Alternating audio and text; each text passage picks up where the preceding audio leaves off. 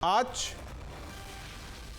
Political party के प्रवक्ता नेताओं से चर्चा की शुरुआत नहीं करेंगे। सबसे पहले हाजी नाजिम साहब, कोई इस्लाम किस तरीके से कबूलता है? मान लीजिए एक सनातनी हिंदू है और उसे इस्लाम कबूल करवाया जाता है, तो क्या प्रोसेस क्या है वो ज़रा समझा दीजिए, कानून के हिसाब से, आपके इस्लाम के हिसाब से। बात आ रही है तो मैं ये कहना चाहता हूँ, देखिए इस्लाम में कोई भी जबरदस्ती नहीं है किसी को भी कि भी आइए आप इस्लाम धर्म को अपनाइए। ये देखिए ना, इस्लाम कभी ये कहता कि आप नहीं, मैं उस पर नहीं जाना चाह रहा हूं। आप कानून के हिसाब से धर्म परिवर्तन ये समझा दीजिए मुझे।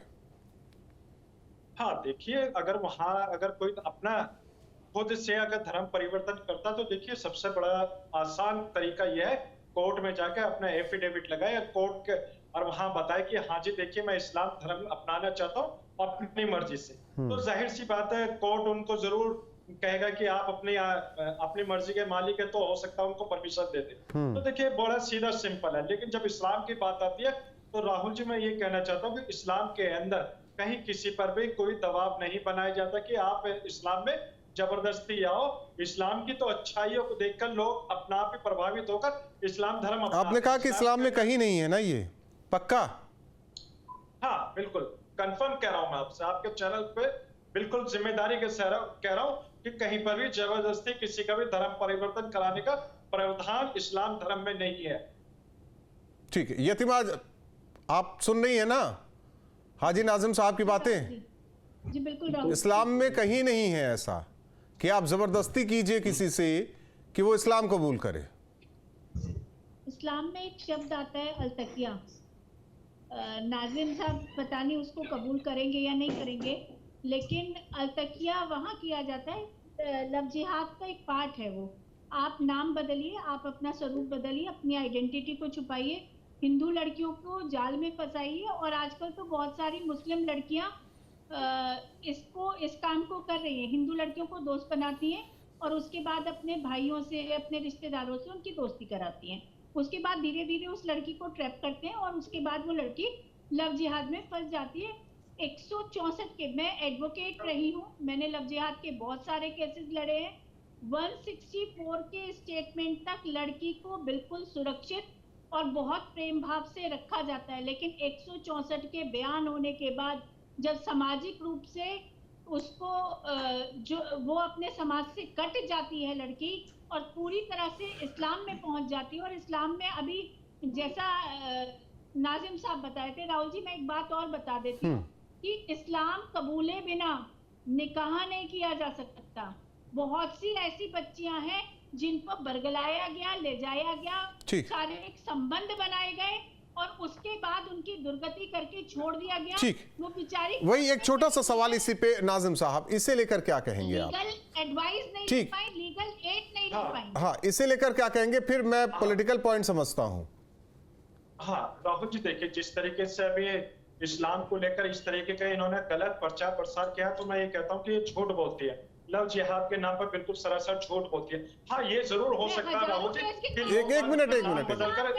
एक मिनट यतीमा जी, अगर आप लोग आपस में ही बात करेंगे तो बाकी मेहमान भी हैं। हाजिम साहब, नाजिम साहब बताइए। मैं राहुल जी मैं ये कह रहा हूँ कि जो लोग अगर अपना नाम बदलकर अगर किसी लड़की को गुमराह करते हैं तो वो गलत है। लेकिन मुस्लिम लड़कियों को अगर ये जब हिंदू तो किस तरीके से शुद्धिकरण होता है, गौमूत्र वगैरह उसको दिया जाता है, वो अलग चीजें हैं, वो अलग चीजें हैं। हाँ नहीं अलग नहीं। देखिए बात है, देखिए पॉइंट तो वही है। अगर यहाँ लव जिहाद नहीं, एक चीज बता दीजिए,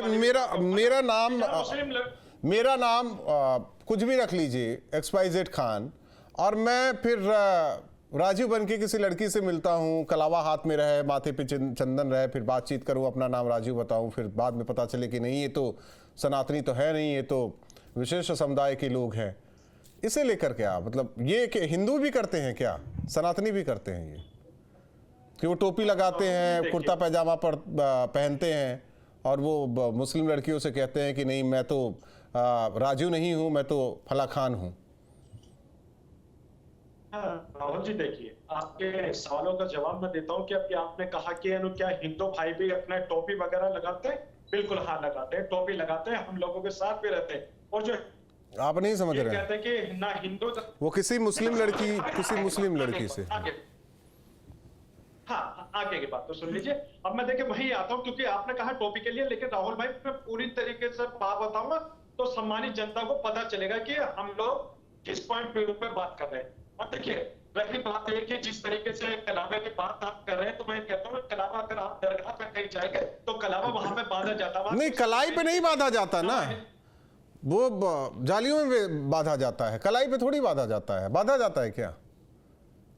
हाँ राहुल जी, मैं आपको वही तो बता रहा हूँ कि आप दरगाह पे अगर जाएंगे तो कलावा आपको वहां दिखाई देगा। और रही बात दिखाई देगा या आप दाहिने हाथ में, छोड़िए आप नहीं बता सकते, ठीक है। मैं दूसरे पॉइंट पे आ जाता हूँ। शरद त्रिवेदी जी, लव जिहाद को लेकर कानून बड़ा कड़ा भी किया गया, उसे संशोधित भी किया गया, फिर भी मामले थम नहीं रहे हैं। सवाल यह है कि बस कानून बना देने भर से ये मामले थम जाएंगे कि उस इम्प्लीमेंट भी होना चाहिए। दूसरी ओर फंडिंग, जो कोर्ट ने चिंता जाहिर की है, वाकई बड़ी चीज है वो। राहुल जी देखिए, पहले तो लव जिहाद का शब्द जो है वो उसका भारतीय जनता पार्टी या संघ के किसी भी दल से कोई लेना देना नहीं है। ये क्रिश्चियन कैथोलिक चर्च जो केरल में है उसने हाई कोर्ट में फाइल किया और केरल हाई कोर्ट ने इस बात को कहा है कि लव जिहाद हो रहा है। दूसरी चीज ये है कि लव जिहाद में जो प्रोफाइलिंग करी गई, जैसे कि क्रिमिनल प्रोफाइलिंग, मैं नहीं जा रहा हूं सर उस पे शरद जी, मैं नहीं जाना चाहता उस पर, वो चीजें क्लियर है। लेकिन मेरा ये कहना है कि कानून बनने के बाद उसे संशोधित करके और कड़ा किया गया, फिर भी मामले देखिए लगातार सामने आ रहे हैं। नहीं देखिए, कानून बनाने से अगर अपराध खत्म हो जाता तो हमारी समझ से जितने कानून हमारे यहाँ तो कोई अपराध होता ही नहीं। कानून को लगातार लागू करने की जरूरत है। अभी आप देखें, हाल में गाजियाबाद में पकड़े गए हैं 8 ईसाई धर्म के लोग, वहां पे एक पादरी भी थे, वो पकड़े गए हैं, बिशप पकड़े गए हैं जिनका नाम मसीह था। वो वहां पे कन्वर्ट कर रहे थे और उन्होंने वहां पे पैसे भी दे रहे थे, उनको फ्री एजुकेशन दे रहे थे, घर दे रहे थे, रहने के पूरे इंतजाम उनका कर रहे थे, उनको नौकरी तक दे रहे थे। तो ये जो तरीका है ये कंटिन्यूअसली चल रहा है और इसके ऊपर हमेशा सरकार रोक लगा रही है। जिसको धर्म बदलना है आप स्वेच्छा से बदलिए, लेकिन जो प्रोफाइलिंग देखी गई है कि साहब जितने भी धर्म जो बदल रहे हैं वो लोगों की उम्र 20 साल से कम है, वो ऊपर की जाति के नहीं। हालांकि सरकार किसी की भी रही हो, लेकिन ये तो प्रोसेस इस तरीके से चलता रहा है। और ज्यादातर जो लोग प्रभावित हो रहे हैं वो खुद अनपढ़ हैं। तो जो पढ़ा लिखा आदमी प्रभावित नहीं हो रहा, रईस आदमी, पैसे वाला आदमी प्रभावित नहीं हो रहा। अजय वर्मा जी, अजय वर्मा जी हो रहे ज्यादातर उनमें से लड़कियां हैं। अजय वर्मा जी, देखिए कोर्ट की चिंता भी जाहिर है, इलाहाबाद हाई कोर्ट ने भी चिंता जाहिर की थी कि ऐसा होता रहा तो फिर तो गलत है ना ये। देखिए कोर्ट अपना काम करना चाहिए ईमानदारी के साथ, और कोर्ट अपना काम कर रहे हैं। लेकिन एक भारत के आविष्कारक आए थे 2014 में गुजरात से, और उन्होंने भारत की खोज की थी।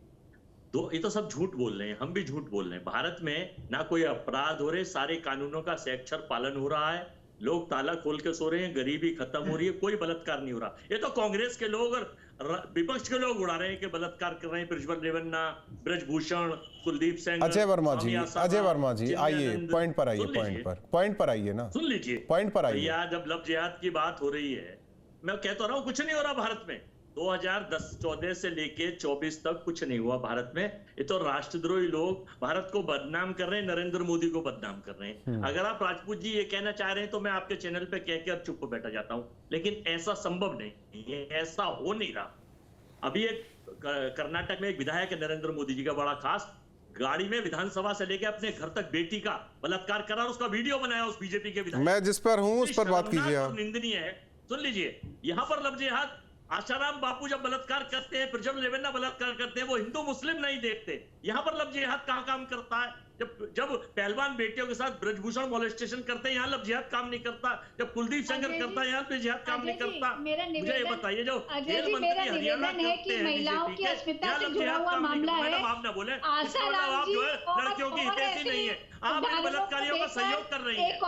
आप इन बलात्कारियों का सहयोग कर रही है। थोड़ा सुन लीजिए, मैं आपके बीच में नहीं बोला। राजपूत जी प्लीज, आप इनसे सुन लीजिए। राजपूत जी, बहुसंख्यक समाज के विरुद्ध जो कार्य किया जा रहा है, ऑर्गेनाइज क्राइम, एक ठीक है, अजय जी को मौका मिलता है। देखिए यतिमा जी, अजय जी को मौका मिलता है तो वो बीजेपी की खिंचाई तो करेंगे ही करेंगे, क्योंकि ये पॉलिटिकल है, पॉलिटिकल बातें ही निकलेंगी मुंह से। राहुल यादव जी, राहुल जी, मैं वही आता हूँ। राहुल यादव जी, क्या आप नहीं एक मिनट अजय जी मत बोलिए, अब बीच में मत बोलिए। मैं बहुत सम्मान के साथ कह रहा हूँ। आपको किसके लिए बोला तो आपने आप क्या बोलेंगे, बोलते चलेगे। ठीक है राहुल यादव जी, हाँ विचार, ये आपके विचार हो सकते हैं। ठीक है राहुल यादव जी, मैं इनके बीच में बोलूंगा तो राहुल यादव जी, देखिए सामाजिक बात है, देखिए इस पे ऐसे ही कोर्ट ने चिंता जाहिर नहीं कर दी, कोर्ट ने ऐसे ही चिंता जाहिर नहीं किया है। राहुल यादव जी, कोर्ट ने ऐसे ही चिंता जाहिर नहीं किया है। एक बार चेहरा देखिए। एक मिनट यतिमा जी, ये आशाराम बाबू को आप समर्थन करेंगे? ठीक है। अरे आशाराम बाबू, यतिमा चेतनानंद जी, अजय वर्मा जी, एक मिनट, मैं कहना चाहूंगा दोनों का ऑडियो गिराया जाए, अजय वर्मा का भी, यतिमा चेतनानंद का भी। राहुल यादव जी। मैं स्पष्ट करना चाहूंगा राहुल जी कि जो भारतीय संविधान है यह इजाजत देता है, इसके संविधान के उपबंध है 25 है, 26 है, 27 है, 28 है, इसमें उपबंध है और उसमें यह वर्णित है कि कोई भी व्यक्ति किसी भी धर्म या आचरण को अपना सकता है और इसको लेकर किसी तरीके का बल प्रयोग नहीं करना चाहिए। ये राज्य का विषय होता है, कानून का विषय राज्य का होता है और राज्य ने मैं आपकी चर्चा को आगे बढ़ाता रहूंगा, लेकिन एक चीज बता दीजिए, ये कब आया है? नहीं, ये तो 2021 में उत्तर प्रदेश सरकार ने नहीं ये वाला जो आपने बताया इससे पहले कि स्वेच्छा से कोई भी धर्म परिवर्तन कर सकता है, ये क्या शुरू से था? हमारा संविधान जब अस्तित्व में आया, मतलब 52 में जब हम गणतंत्र हुए, ये सारी चीजें थी क्या? अब देखिए ऐसा है कि जो संवैधानिक संशोधन किए जाते हैं ये लोकसभा के जो, नहीं, मैं बस जानना चाहता हूं, मैं उसमें कुछ सवाल नहीं है मेरा। नहीं देखिए, मैं आपको जो बता रहा हूँ ये समझिएगा, 1967 में उड़ीसा ने धर्म के जो जो धर्म परिवर्तन है उस पर लाया कानून। 1968 में जो है मध्य प्रदेश ने लाया, 1978 में अरुणाचल प्रदेश ने लाया। देश के 8 राज्य ऐसे हैं जहां पे जो जबरदस्ती धर्म परिवर्तन होते हैं, इनके विरुद्ध कानून है, इसमें कोई समस्या नहीं और ये होना भी चाहिए। और उत्तर प्रदेश में 2 महीने पहले डिस्ट्रिक्ट मजिस्ट्रेट को सूचना देनी पड़ती है धर्म परिवर्तन से पहले, ताकि उसकी जांच की जा सके, इसमें कोई समस्या नहीं है। लेकिन 400 से ज्यादा गिरफ्तारी उत्तर प्रदेश, 400 से ज्यादा केसेस दर्ज हुए हैं उत्तर प्रदेश में, 800 से ज्यादा गिरफ्तारी हुई है। और अगर कोर्ट ने चिंता जाहिर की है कि ये जो है मनी लॉन्ड्रिंग का केस हो सकता है, विदेशी फंडिंग का केस हो सकता है, तो उस एंगल से भी इसकी जांच की जा सकती है, उसमें भी कोई समस्या नहीं है। लेकिन जो धर्म के आधार पर जो राजनीतिक लाभ लेना है, इसमें समस्या है। समस्या कानून बनाने में, कानून को लागू करना ये राज्य का विषय है, वो कर सकता है, पर इस पर राजनीति करने की आवश्यकता क्या है? जो किसी को भी, जब हमारा संविधान एक कहता है कि किसी को भी आप जबरदस्ती किसी का धर्म परिवर्तन नहीं कर सकते, वो चाहे मिशनरी हो, चाहे कोई भी राष्ट्रीय अंतरराष्ट्रीय संस्था हो, तो इसको लेकर के सख्ती के साथ पेश आना चाहिए। इस पर विपक्ष भी साथ है और समाज के सभी लोग हैं, इसमें कोई समस्या नहीं है।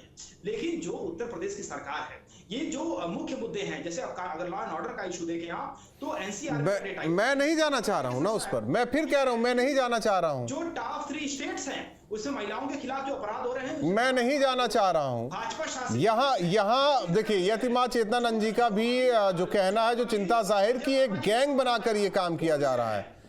यतिमा चेतनानंद जी, अगर आप उनसे मतलब किसी से जुड़ा मामला आ जाता है तो फिर सब ओवरऑल आ जाता है उस प्लेटफॉर्म पर। राहुल जी देखिए, ये एक तरफा है, एक साइडेड है। देखिए राहुल जी, जब हिंदू धर्म गुरु महिला जिनको हम बड़ा सम्मान करते हैं, देश की आधी आबादी। एक मिनट यतिमा चेतनानंद जी, अजय वर्मा जी, एक सवाल का जवाब दे दीजिए। ये धर्मनिरपेक्षता वाला कब आया था हमारे पास? ये संविधान में कब दिया गया था धर्मनिरपेक्षता? नहीं, मेरी बात सुन लीजिए ना आप, मेरे सवाल सुन लीजिए ना, मैं सवाल कर रहा हूं, आप तो नेता हैं, आप जवाब देना आपका काम है, चाहे मुझे जवाब दीजिए चाहे जनता को दीजिए। अजय वर्मा जी, मेरा सवाल भी अधूरा रह गया था। ये कब धर्म परिवर्तन, आप अपने हिसाब से धर्म परिवर्तन कब कर सकते हैं? ये संवैधानिक हक कब मिला लोगों को, ये बता दीजिए आप। मैं ये कह रहा हूं, नहीं आप ये जब भी मैं आपके ऑडियो को डाउन करा दूंगा, फिर मैं कह रहा हूं मेरे सवाल का जवाब दे दीजिए आप, नहीं तो बहुत चीजें क्लियर हो जाएगी। नहीं तो मैं आपके भाषण को सुनने नहीं बैठा हूं ना, मैं सीधी से बात कर रहा हूं। लाइन, जिस लाइन पे बैठे उस लाइन पर रहिए, जिस लाइन पर बैठे हैं लाइन पर रहिए, यहाँ हो अल्लाह करके चले जाना सही नहीं है। हाजी नाजिम साहब, एक चीज ये भी जाहिर की है कोर्ट ने, मैं जो टिप्पणी की गई उस पर बात कर रहा हूं कि बाहर से फंडिंग हो रही है, उसका इस्तेमाल हो रहा है। हाँ राहुल जी देखिए, जिस तरीके से कोर्ट ने कहा है कि बाहर से फंडिंग वगैरह हो रही है, तो देखिए इसमें केंद्र सरकार की नैतिक जिम्मेदारी बनती है कि कहां से फंडिंग हो रही है, जांच का विषय केंद्र सरकार और को सामाजिक जो नैतिक जिम्मेदारी होती है उसका क्या? हाँ राहुल जी, देखिए सामाजिक नैतिक जिम्मेदारी ये होती है कि अगर कहीं पे भी अगर कोई भी संगठन किसी को उकसाता है और ये कहता है कि मुस्लिम लड़कियों का, मुस्लिम जो लोग हैं उनके व्यापार को खत्म करना है, तो सीधा उनकी लड़कियों से शादी कर लीजिए। इस तरीके से सामाजिक जो नीतियां मुस्लिम समाज की लड़कियों को बरगलाया जाता है ऐसे संगठनों के द्वारा। अच्छा, एक केस बता दीजिए मुझे कोई। नाजिम साहब एक, हाँ जी नाजिम साहब एक केस, हाँ बताइए बताइए बताइए। मैं ये कह रहा हूँ एक केस कोई बता दीजिए ना। अच्छा ये बता दीजिए, बरेली में एक पुजारी है जो क्या कहते हैं वो कि मैंने 78 मुस्लिम लड़कियों की घर वापसी करा दी गई है। उन्होंने बड़ी जिम्मेदारी के साथ ये बयान दिया। घर वापसी के लिए बोला है ना, धन परिवर्तन तो नहीं कराया ना जोर जबरदस्ती करके या किसी का रेप करके या उसे डरा धमका कर या उसे लालच देकर। नाजिम साहब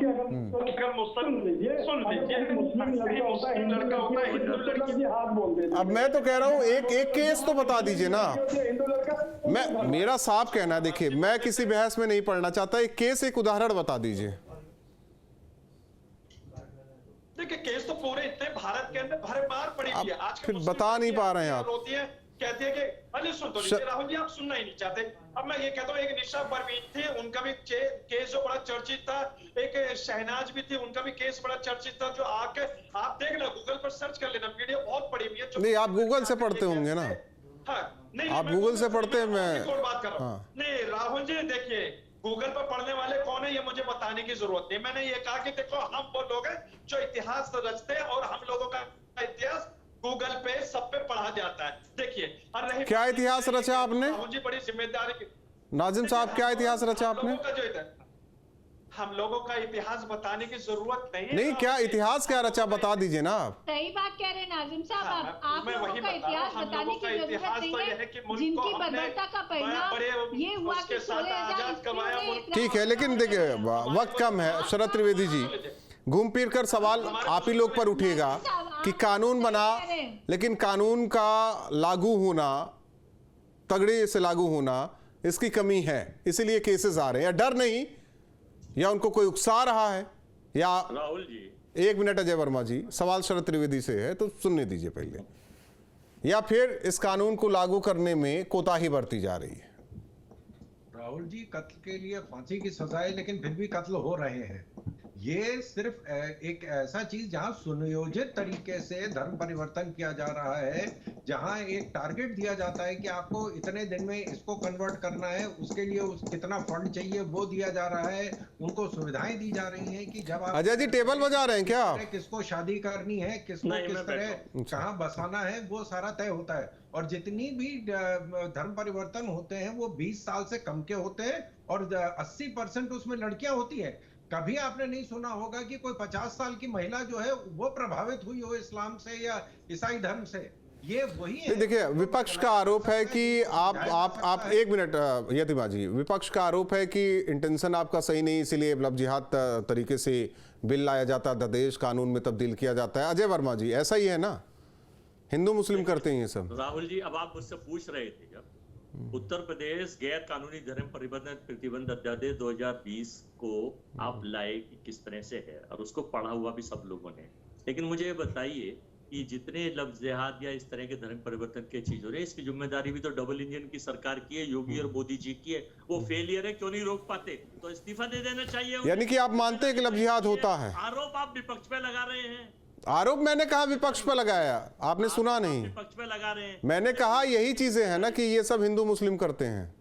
नहीं, जज भी वही हैं और वो मुखिया भी वही है, सरकार भी उनकी है, फिर डबल इंजन की सरकार है।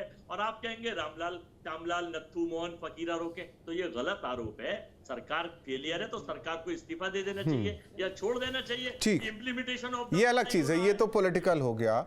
लेकिन अजय वर्मा जी, आप मानते हैं कि लफ्ज़ जिहाद होता है क्या? नहीं, मैं ये कह रहा हूं कि कि लव जिहाद जब वहां कहा चला जाता है, जब भाजपा के नेता बलात्कार में संलिप्त मिलते हैं पूरे हिंदुस्तान में, वहां कोई लव जिहाद नहीं आता। ये पॉलिटिकल एजेंडा चुनाव जीतने के लिए, मैं बहुत विनम्रता से एक सवाल राहुल पूछना गांधी चाहती हूँ। जी ये भाजपा द्वारा लिखित एजेंडा आप ले आते हो, उस पर डिबेट करते हो, इन पर डिबेट नहीं होनी चाहिए। संगठित अपराध को होने दिया जाए।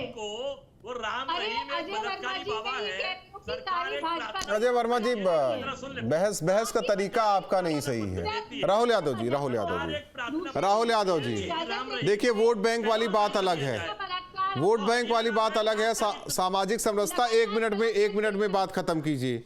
हरियाणा में क्या कैसे ना मान ले कि फंडिंग नहीं होती इसके पीछे? एक मिनट, कैसे ना मान ले अजय वर्मा का ऑडियो गिराया जाए? कैसे ना मान ले राहुल यादव जी? यतिमा जी एक मिनट। देखिए राहुल जी, ऐसा है कि उत्तर प्रदेश की सरकार की प्रायोरिटी लव जिहाद या इस तरह के धर्म परिवर्तन हो रहे हैं, जो बलात् धर्म परिवर्तन हो रहे हैं, इनको रोकना नहीं है। उसकी प्रायोरिटी है फेक इनकाउंटर। उसकी प्रायोरिटीज है कि जो भी भारतीय जनता पार्टी के समर्थक लोग नहीं है उनको टारगेट करना, बुलडोजर चलाना। तो उसकी नीति स्पष्ट है। आपने सही सवाल उठाया कि जो कानून सरकार ने बनाया है उसको प्रभावी तौर से लागू क्यों नहीं किया जा रहा है, क्यों नहीं आइडेंटिफाई किया जा रहा है? लव जिहाद को कोर्ट डिफाइन करे, और अगर लगता है कि उस जांच में अगर ऐसी कोई विदेशी फंडिंग की बात आती है तो उस नेक्सस को तोड़े। इसके लिए बहुत सारे नियम कानून उपलब्ध हैं। तो अब जब जड़ें जो चीजें जमा चुकी हैं उखाड़ने में थोड़ा तो टाइम लगेगा, है ना शरद जी? नहीं तो पहले देखिए सब हिंदू हुआ करते थे, अब जाकर सब मुस्लिम बने हुए हैं ना नाजिम साहब? वैसे भी आप लोग का इतिहास बहुत महान है। बहुत बहुत धन्यवाद आप पांचों मेहमानों का हमारे साथ जुड़ने के लिए। लव जिहाद कानून बना लगातार, लेकिन ऐसे केसेस सामने आ रहे हैं, विपक्ष लगातार सवाल उठा रहा है, लेकिन कोर्ट की जो टिप्पणी है या कहे कि जो चिंता है वो वाकई सामाजिक समरसता के लिए भी गंभीर है। दो टोक में इतना ही।